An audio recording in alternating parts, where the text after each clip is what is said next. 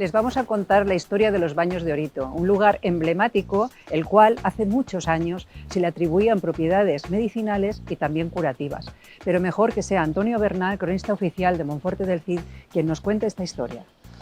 Como veis, nos encontramos en las puertas del convento de Nuestra Señora de Orito, delante de la iglesia, que esto fue, dijéramos, el principio de la creación de los Baños de Orito. Sobre 1532, en el siglo XVI, la Universidad de Monforte, con motivo de que había una gran sequía, pues decidieron sacar en rogativa, llegar en rogativa aquí, a la rambla que hay a Orito, que luego la veremos, donde había un nacimiento de agua, porque en aquella época la costumbre era sacar las cruces, o sea, venían en procesión hasta donde había una fuente o un lago o algo, y introducían las cruces en el agua para pedir que lloviera, porque entonces la sequía, no había regadío, y si no llovía pues no se podía hacer las plantaciones de cereales y todo esto. Esto ocurrió, como hemos dicho, en marzo de 1532. Llegaron aquí, hicieron la rogativa y tuvo éxito, pues que llovió, y entonces acordaron fundar una ermita aquí para, en otras ocasiones, que vinieran, pues dar gracias al Altísimo de que las rogativas tenían éxito. Entonces esa ermita se construyó en lo que hoy es la iglesia del convento. En este mismo punto se construyó la ermita. La ermita tardó varios años en hacerse. En principio pues era una ermita muy rudimentaria, con los techos de paja y de cañas y todo esto, hasta que ya unos 10 o 15 años después ya se hizo la ermita, dijéramos, de obra, y el Ayuntamiento de Monforte, el Cabildo de aquella época, acordó nombrar un ermitaño para atender a los cada vez más numerosos peregrinos que venían a bañarse en las aguas medicinales, en las aguas minerales del nacimiento de los baños, que entonces no se llamaban Baños de Orito, era un nacimiento que había, se llamaba la Fuente Santa o la Fontanela, por las propiedades que tenía, que parecía que era un milagro bañarse y curarse. Entonces le llamaban la Fuente Santa. Más tarde, una vez que ya el Cabildo nombró el ermitaño, en un sábado de 1555, estamos en el siglo XVI, antes de decir misa, se le aparecieron dentro de los corporales al fraile que había aquí encargado, el ermitaño que había encargado, de una diminuta virgen, que es la que hoy conocemos y que los monfortinos le tenemos mucha devoción, que es la Virgen de Orito, que como sabéis tiene 42 milímetros de altura y es la virgen más pequeña en el mundo que está al culto. Más tarde, o sea, esto fue con los años, ya hemos dicho que fueron acudiendo muchos peregrinos a bañarse. La imagen de Orito, al ser una aparición, tenía mucha fama de ser milagrera, que hacía muchos milagros, y se le atribuían, esas curaciones se le atribuían a que eran milagros de la Virgen de Orito. Entonces, cada vez acudían mayor número de peregrinos de toda la zona, sobre todo ahora más cercana, pero luego con el tiempo se extendió a toda la provincia y a las provincias limítrofes, de Valencia, de Albacete, de Murcia. Entonces el ayuntamiento, viendo la gran cantidad de peregrinos que había, acordaron hacer un hospicio y dárselo a una orden religiosa. En principio se lo ofrecieron a los mercedarios de Elche y a los franciscanos de Alicante, pero ellos no tenían mucho interés y no se hicieron cargo del hospicio que había construido el ayuntamiento. Entonces, casualidades que la marquesa de Elche, que era amiga de San Pedro de Alcántara, entonces no era santo, de Pedro de Alcántara, le dijo que viniera a Elche a fundar un convento.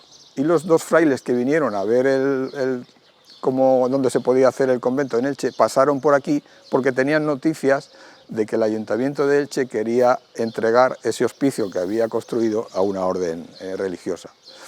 Estos dos frailes que vinieron pasaron por aquí, vieron el lugar, fueron al ayuntamiento, hablaron con el alcalde, y cuando volvieron a Extremadura, que es donde estaba Pedro de Alcántara, le contaron que había mucha afluencia de peregrinos, porque entonces también para los frailes era importante la afluencia de peregrinos que venían a sus oficios, porque también era una manera de que ellos conseguían tener ingresos por las limosnas que dejaban los peregrinos que venían aquí a curarse en las aguas medicinales y minerales de la fuente. Entonces sí que se fundó el convento y o sea, acordaron, el San Pedro acordó fundar el convento, y esto tuvo lugar en el año 1561, la ermita que era una ermita que no estaba al culto todavía ni nada, se hacían misas y tal, pero no estaba bendecida por el obispo. En 1561 el obispo de Cartagena, porque entonces pertenecíamos a esa diócesis, la elevó a que fuera una iglesia porque tenía que tener reliquias y todo eso para que fuera una iglesia dedicada al culto como se hacía en aquel entonces. Ese año que el obispo autorizó que la iglesia fuera ya para el culto, ese año es cuando vino San Pascual también aquí a Monforte, contratado por la familia Aparicio Martínez, que eran ganaderos y que lo conocieron en una feria en Zaragoza y lo contrataron para que viniera a cuidar sus ganados. Casualidad que en esos años, como hemos dicho, 6 años antes había aparecido la Virgen y San Pascual era muy devoto de la Virgen, pues él siempre estaba rondando por aquí y en 1564 tomó los hábitos aquí en este convento, porque ya el convento se había fundado en 1562, o sea, 2 años antes los frailes alcantarinos ya habían fundado, con 8 frailes que vinieron desde allá de Extremadura, fundaron el convento. Todo esto está dentro del siglo XVII, en 1592 muere San Pascual. Y ya en el siglo XVII hay dos dijéramos, fechas importantes, que es la beatificación de San Pascual por el Papa Pablo V y el año 1637, que fue la primera romería de San Pascual que se hizo, con motivo de que el ayuntamiento lo nombró, estaba beatificado, pues tenían intención de que fuera patrón de Monforte. Y ese año, en 1637, se convocó la primera romería, que es de las más importantes de la provincia, es la segunda. La primera es Santa Faz por el número de peregrinos y la segunda es la de Orito. O sea que dentro de 15 años prácticamente se cumplirán 400 años de la primera romería de San Pascual. Luego, en el siglo XIX, en 1835, los frailes que estaban aquí, ya en el convento, con motivo de la desamortización de Mendizábal, los expulsaron. Todas las órdenes religiosas les incautaron todas las propiedades que tenía. Entonces el convento se quedó vacío y se vendió por partes, que muchas partes pues eran corrales para tener ganado, o sea, todo eso. Y estuvieron casi 60 y tantos años hasta que volvieron. En 1898 los frailes volvieron otra vez a hacerse cargo del convento. Entonces durante esos 60 años pues el convento se caía a pedazos. Claro. Estaba abandonado, claro. Ya te digo, se utilizaba como corral, estaba vendido por partes. Entonces la gente seguía viniendo a bañarse en las aguas, sí. Y entonces, como aquí no había ningún sitio donde quedarse y el hospicio que era esto, se acomodaban en las viejas celdas que habían y ruinosas que habían, venían y se quedaban ahí, ¿no? Como podían, claro. Sí, sí, sí. Porque no había otro sitio donde poder hospedarse, porque entonces todavía no existían los pabellones que se construyeron a finales del siglo XIX para atender a los bañistas. Eso sí. Vino más tarde. Entonces, en esos años que el convento estaba vacío y abandonado, pues los peregrinos y los bañistas pues se quedaban donde podían. Claro. Claro. Pues nada, si te parece, nos vamos bajando y vamos viendo aquello. Pues, a ver, bajamos.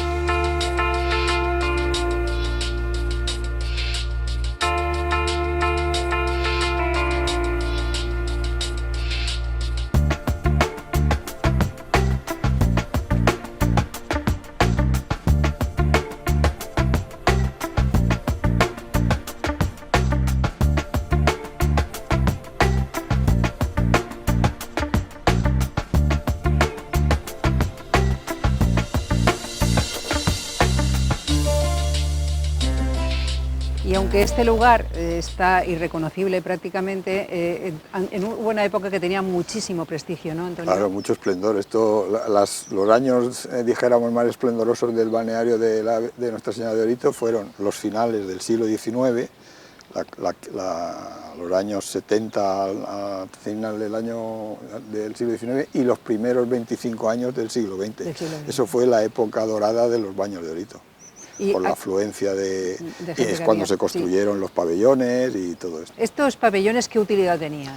Bueno, estos dos pabellones que son idénticos, estos eran las habitaciones, dijéramos, de los bañistas que venían en la temporada de baños, que la temporada normalmente empezaba, en un principio era del 15 de mayo al 30 de octubre, luego, o el 30 de septiembre.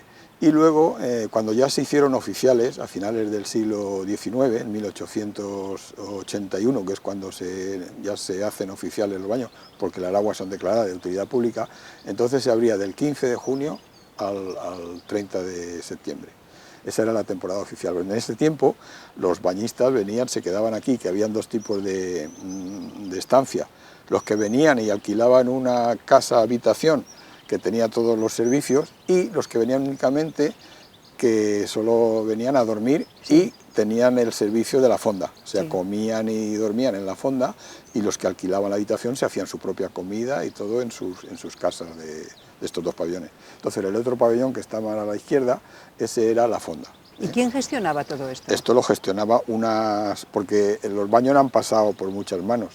En principio, cuando oficialmente se inauguran los baños, en el año 1881, era una sociedad que estaba, entre las cuales estaba Juan Bautista Pina, que fue luego alcalde de Monforte, estaba un médico muy importante de Alicante que se llamaba Navarro, ahora os lo diré exactamente el nombre, Vicente Navarro creo que era, que escribió una memoria muy importante para darle prestigio a los baños y las propiedades que tenía el agua.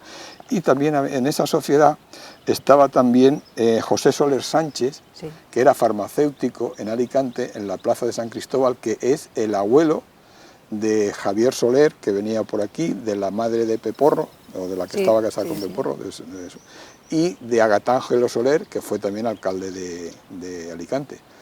El abuelo, ese fue el que hizo una de las primeras análisis de las aguas medicinales de aquí, de que las propiedades que tenía. Además vendía aguas allí en su farmacia y era socio de la sociedad que era propietaria de los baños, que los puso en marcha. También estaba el Bonifacio Amorós, que también fue alcalde, también estaba dentro de la sociedad, y otra gente más. Y esos son los que pidieron al gobierno que fuesen declaradas de utilidad pública. Una vez que las aguas del balneario, del nacimiento, fueron declaradas de utilidad pública, entonces ya le autorizaron oficialmente a que los abrieran como ya, porque funcionaban como baños. Pero claro, baños que venía la gente, se bañaba, no había médicos, luego hubo una ley que cada balneario tenía que tener un médico director. Entonces ese médico director era el que te daba, dijéramos, te prescribía que según qué enfermedad tenías o a qué venías, pues te decía qué baños tenías que tomar, cuántos baños, porque las aguas se pueden utilizar bebidas, en baños, o sea, en bañera, en duchas, y luego también se aprovechaban los lodos, los limos y todo eso también se utilizaban para darse baños de barro y todo eso, depende de las enfermedades, sobre todo eran enfermedades de la piel. Las aguas eran importantes, pero estas aguas, porque aquí en esa época habían 4 balnearios muy importantes en la provincia de Alicante. El más importante era el de Busot, que era el mayor, y habían varias fuentes allí. Luego estaba el de Benimarfull, que fue el segundo que se abrió en el año 1847, luego estaba el de las Salinetas de Novelda, y este era el último que se abrió. Sin embargo, las aguas de Orito eran las más recomendadas, quizás, y las que más propiedades tenían, porque tienen muchas propiedades, son minero, tal, arsénica, o sea, tienen un montón de propiedades que las otras no tenían menos propiedades. Estas, debido a esas propiedades que tenían especiales, se utilizaban como aguas madre, es decir, se llevaban agua de aquí y la mezclaban con agua normal y hacían aguas que luego se vendían en farmacias, en sitios. Entonces esto se llamaba, o sea, tenía propiedades para hacer aguas minerales poniendo las aguas de Orito, por eso se llamaba aguas madre, o sea, porque tenían propiedades para ser utilizadas mezclándose con otras aguas, ¿no? Pues que es una pena que esto, que está tan de moda ahora, como has dicho, los baños de lodo y estas aguas y todo eso, que se haya terminado. Sí, o sea que eso en aquella época fue el principio, en el siglo XIX, era el principio de un turismo, dijéramos, de sanitario. La gente de balneario, venían de Madrid, y luego también tuvo mucha importancia el inaugurar el ferrocarril de Madrid a Alicante, que se inauguró a mediados del siglo XIX. En principio aquí no teníamos estación. La estación precisamente, luego lo veremos, fue hecha por el propietario de los baños, uno de los propietarios, porque fue pasando de mano en mano, uno de los propietarios solicitó que se hiciera, primero había un apeadero y luego se hizo la estación Gabarrera, de Monforte Gabarrera, que se llama. Sí. Y entonces había una tartana que a cada tren que llegaba a la estación los traía aquí a los baños. Había un servicio, como son 2 kilómetros lo que hay, había un servicio que eso está publicitado en todas las guías que había de balnearios y en los folletos que se hacían de propaganda, todo eso está publicitado, que en el tren tú paras en la estación de Monforte Gabarrera y te llevan a los baños. Estaba todo pues si publicitado. te parece vamos a ver in situ los baños. Esos vamos a ver los baños, que es donde empezó todo. Sí. Ahí empezaron, porque los baños también se utilizaron en aquella época para extraer sal, porque son unas aguas muy salobres. Entonces se extraía la sal del agua. Eso también se hacía en las salinetas, por eso se llaman las salinetas, y sobre todo en Monforte y en Novelda.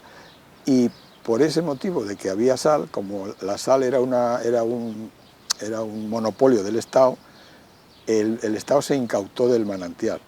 Y entonces había aquí una empresa que tenía la subcontrata del Estado para extraer sal. Eso estuvo hasta el último cuarto de siglo del siglo XIX, extrayéndose sal. La cantidad no era mucha, pero luego ya se pusieron en marcha las salinas de Torrevieja, la de Santa Puerta, y eso aquí ya no era rentable. Y entonces ya vendieron en pública subasta, vendieron el manantial, y es cuando lo compra la empresa esta que estaba gestionada por Juan Bautista Pina, que dijéramos era el presidente de la empresa, y es cuando ya adquieren en pública subasta, en 1876, adquieren el balneario, y es cuando se pone en marcha hacer el balneario y construir los primeros baños, que ahora lo veremos, que ya no queda nada. Ya. En el año 75 yo saqué unas fotos, que las veréis luego, que era lo que quedaba en pie. Ahora ya no se ve nada porque se aterró todo, tirando lo de los mármoles, se aterró todo y ya no veremos nada, no se ve nada.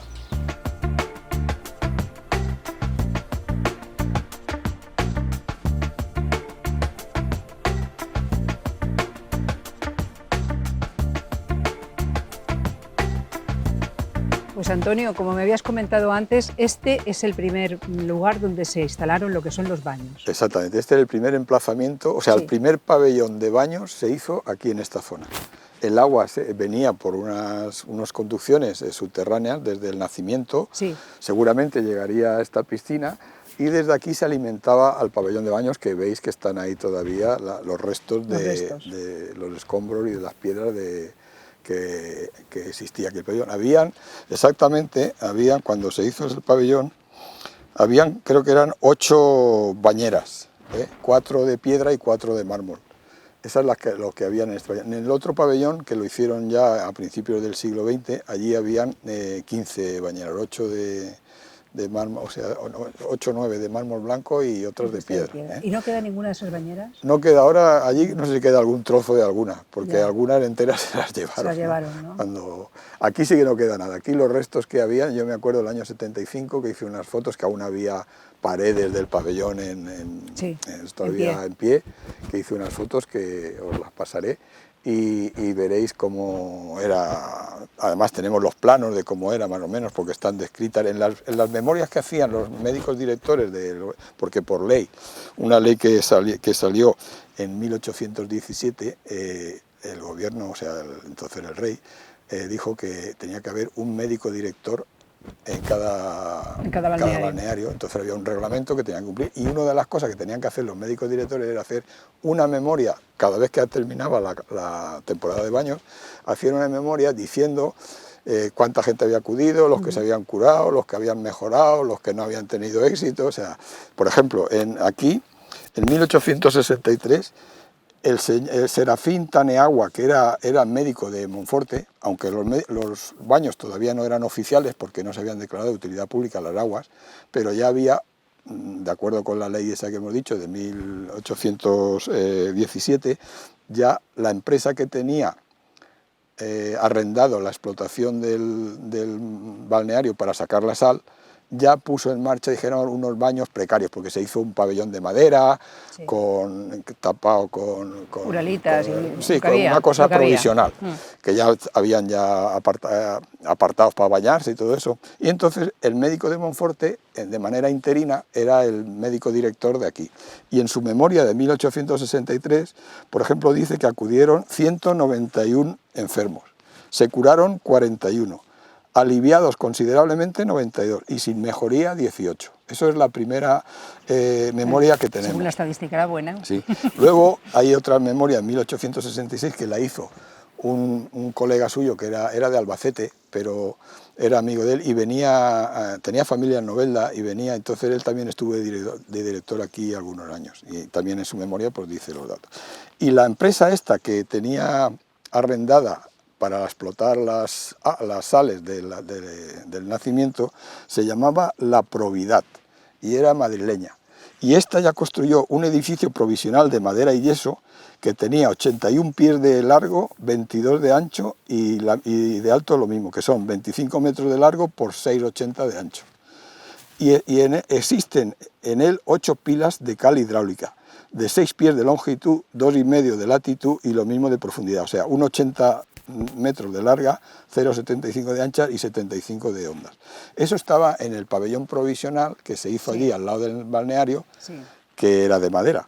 Y luego habían algunas habitación para los que estaban encargados, los bañeros dijéramos, que estaban encargados, y después de aquello es cuando ya se subasta, en pública subasta, se subasta el balneario porque ya el Estado deja de ser rentable extraer la sal y es cuando la empresa fundada por Juan Bautista Pina Benito y otros más, Vicente Navarro, que era el médico que hemos hablado antes, Vicente Navarro Albero, que escribió una memoria dando toda, exalzando las propiedades mineralógicas que tenía las aguas, esa fue una memoria muy importante.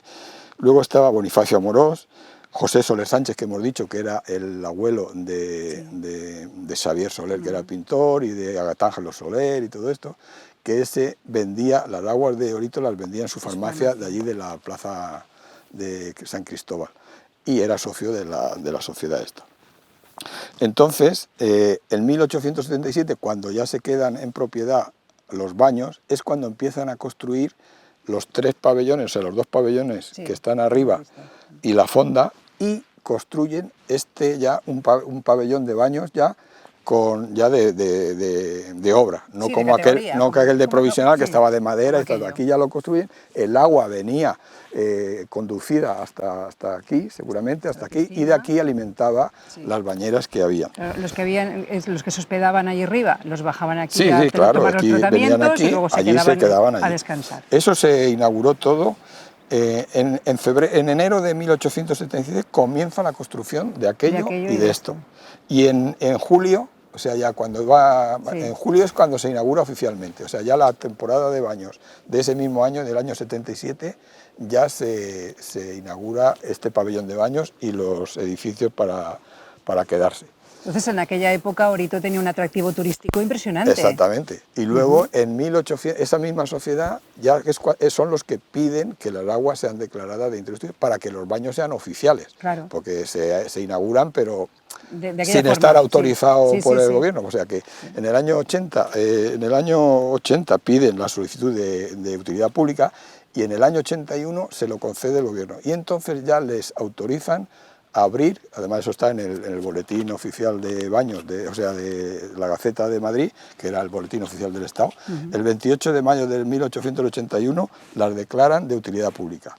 Y en agosto es cuando ya aparece, aunque ya estaba en agosto de ese mismo año, de 1809, es cuando ya les autorizan oficialmente a abrir los baños, porque cuando les dicen que ya están de utilidad pública, les dicen que tienen que hacer una serie de mejoras para que la gente que venga aquí pues tenga unas Claro. comodidades y se puedan bañar. Tenían que poner unas duchas y todo eso, que eso ya estaba reglamentado, como tenían que ser los baños, porque habían baños, como hemos dicho, de baño de bañera o de ducha. O de ducha. Depende de qué enfermedad era o qué dolencias eran, si eran de, yo qué sé, de reuma o Sí. eran cosas, pues tenían un sistema de cura u otro. Sí, aunque Y como entonces, me has dicho... aquí faltaba el sistema de duchas. Y entonces, hasta que no lo instalaron, no les dio el gobierno el permiso para abrir oficialmente.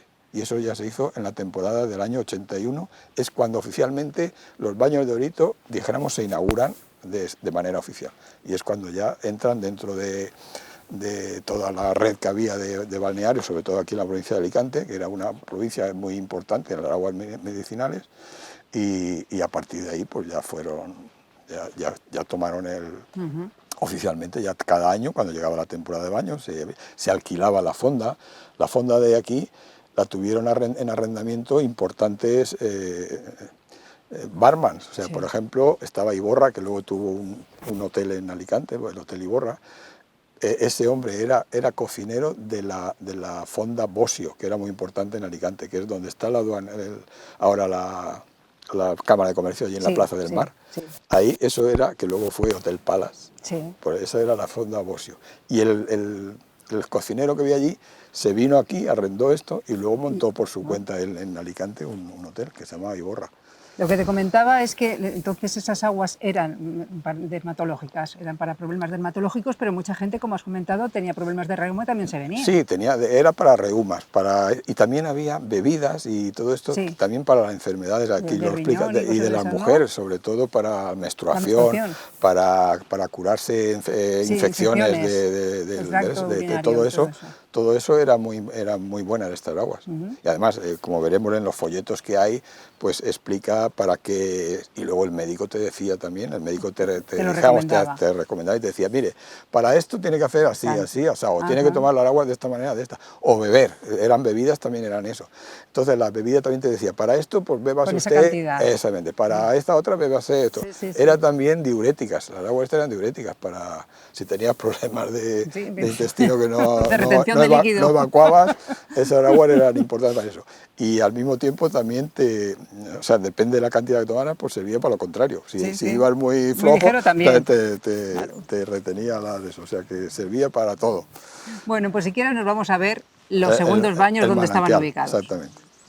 Y ahora sí estamos en el último edificio que se hizo para estos balnearios, ¿no, Antonio? Exactamente, este era el pabellón moderno, dijéramos, de los baños de Orito, que ya se construyó a pie de manantial y se integró lo que era el nacimiento dentro del edificio, un poco para preservar de que no cayeran animales y cosas de eso. Estaba todo techado, el nacimiento ahí, y de ahí se alimentaban las bañeras, que eran la mitad de mármol y la mitad de piedra de bateix.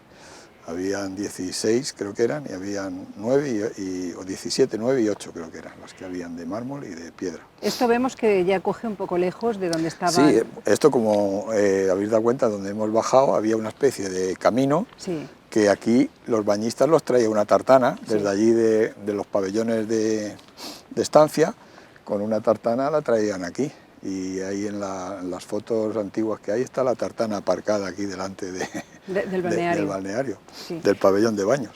Como vemos, todavía está en activo las aguas siguen manando. El nacimiento sigue igual y las mismas propiedades, está todo igual. Además, esto cuando hicieron el proyecto ese que querían hacer de recuperarlo, que se presentó en Fitur y todo eso, se hicieron análisis y se vio el aforo, creo que tenía, porque esto en principio, según los datos que tenemos de finales del siglo XIX, eran 20 litros por segundo lo que manaba este manantial.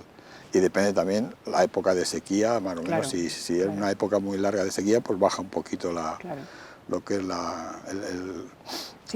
pero suben las propiedades del agua. Bueno, claro, se concentran más, se concentran más. ¿Dónde van a morir estas aguas, Antonio? Bueno, estas aguas van a desembocar por la Rambla de Orito que llamamos, que pasa por donde está el matadero, de allí nuevo, que está bajando para el río.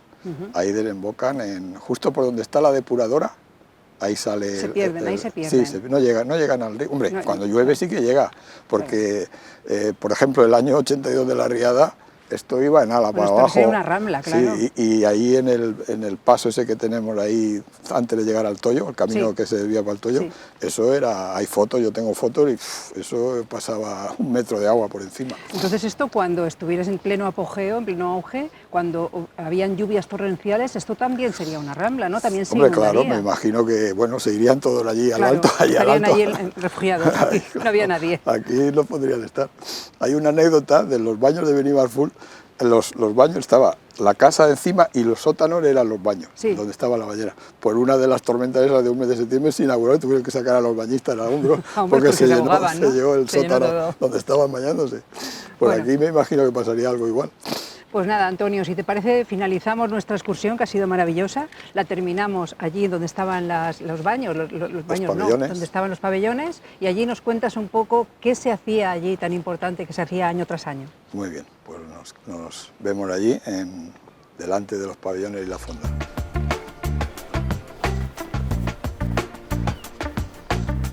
Como hemos dicho, Antonio, aquí vamos a finalizar la excursión de los baños o la historia de los baños, ¿no? Estamos en los 2 pabellones y ¿qué me querías contar de aquella época? ¿Qué se hacía aquí? Bueno, primero vamos un poco a terminar la historia de los baños, cómo se cerraron y cómo todo esto, porque fueron pasando de mano en mano, hubieron varios dueños. Después de la sociedad, como hemos dicho, de Joaquín Pina, esto lo compró un Emilio Leal Pérez, que le dio un impulso al balneario, porque los pabellones que hemos dicho que han desaparecido, el pabellón primero, eso ya estaba prácticamente en ruinas. Entonces este hombre ya se puso a construir el pabellón nuevo, que está allí donde nace el manantial. Luego, después de este hombre, el de Juan Emilio Leal Pérez, fue el que consiguió que en la ferrocarril de Madrid-Alicante hicieran la estación de Monforte-Gabarrera, que entonces el servicio lo daba una tartana, que cada tren que llegaba traía aquí a los baños la gente que quería venir al balneario, lo bajaba también se hizo esa carretera, que entonces sería un camino, pero que lo traía de la Gabarrera hasta aquí. Después de este hombre, en 1898, ya a finales del siglo XIX, lo compró Francisco Javier Barrera, que era un médico muy importante de Alicante, era presidente del médicos, del Instituto de Médicos o del colegio, y además era también el médico titular de la Casa de Socorro de Alicante.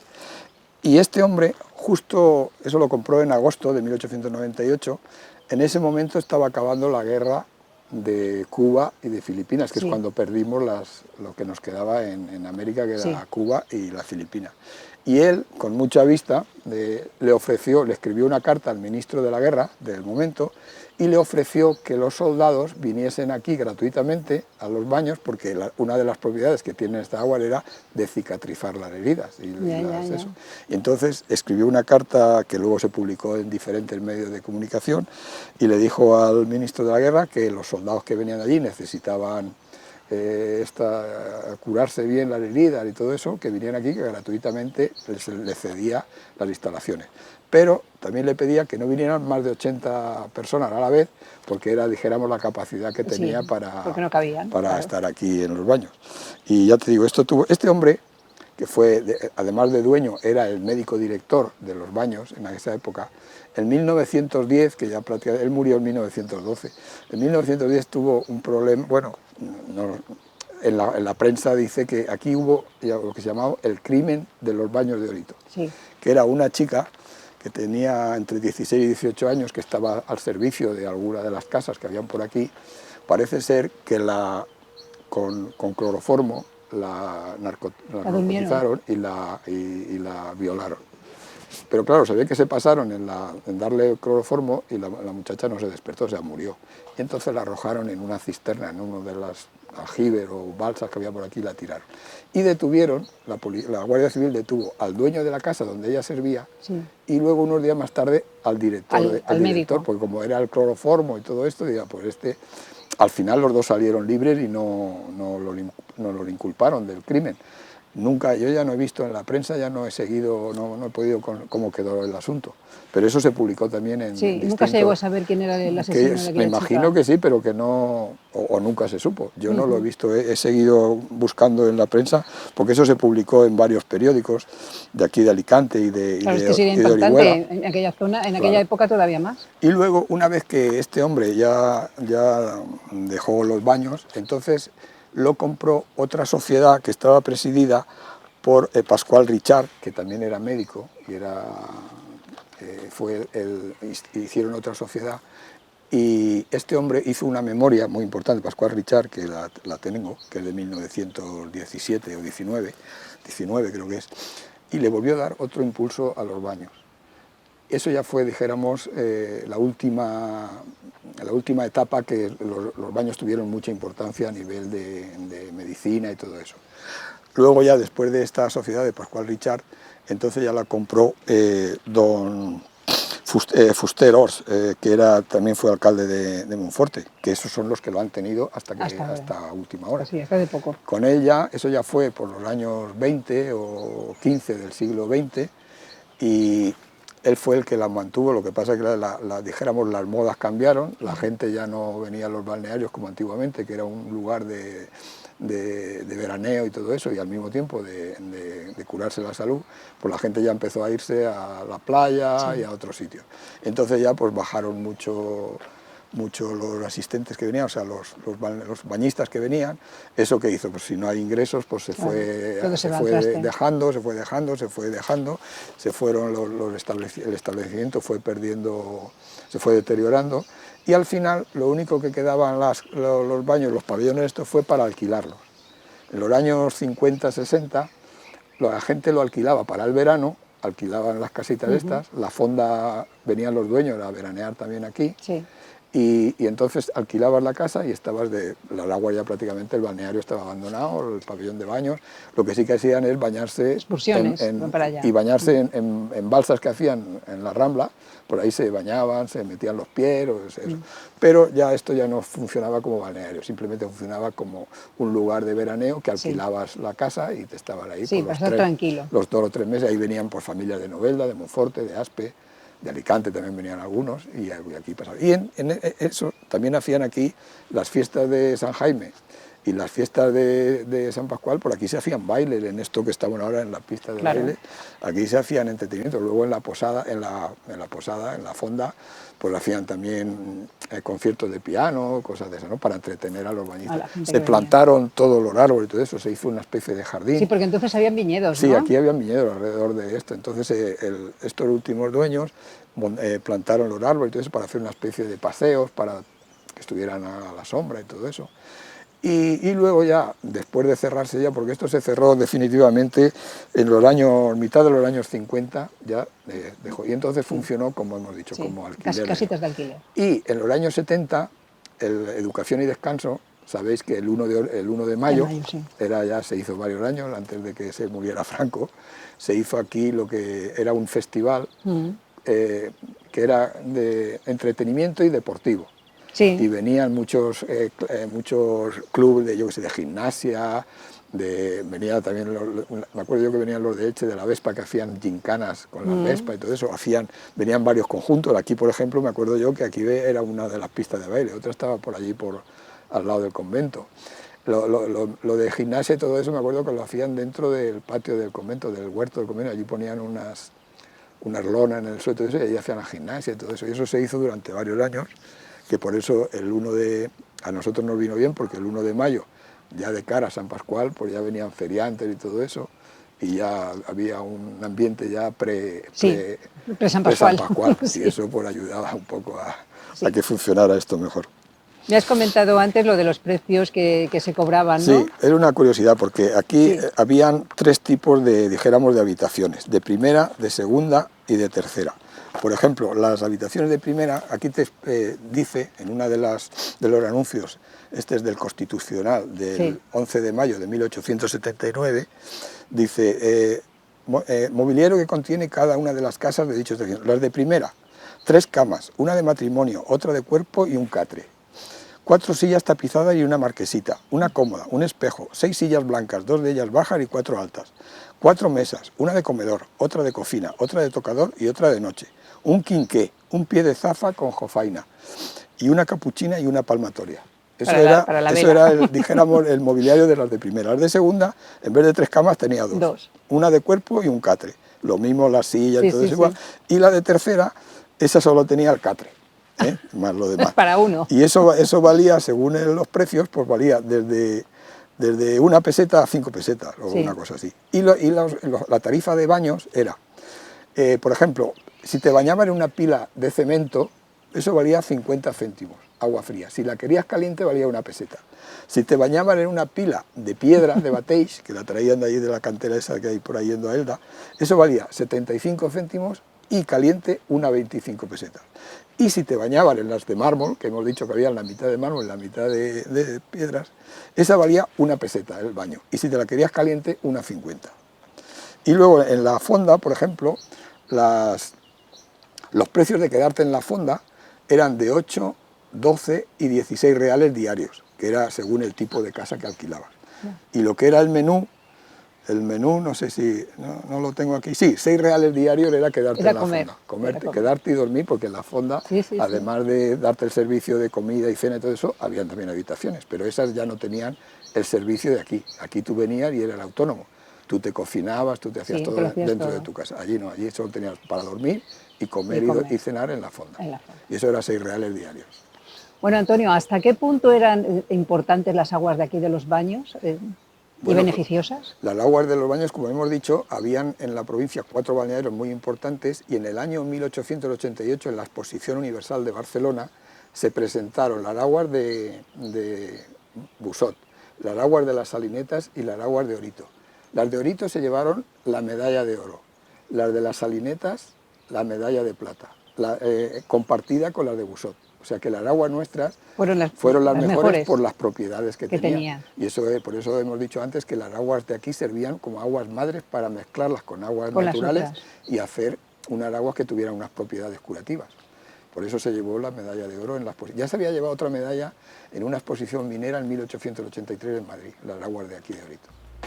Pues sí que eran importantes. Bueno, Antonio nos ha trasladado a una época maravillosa en la que esto brillaba por su esplendor. Hoy prácticamente no se reconoce, pero sigue aportándonos la historia de mi pueblo.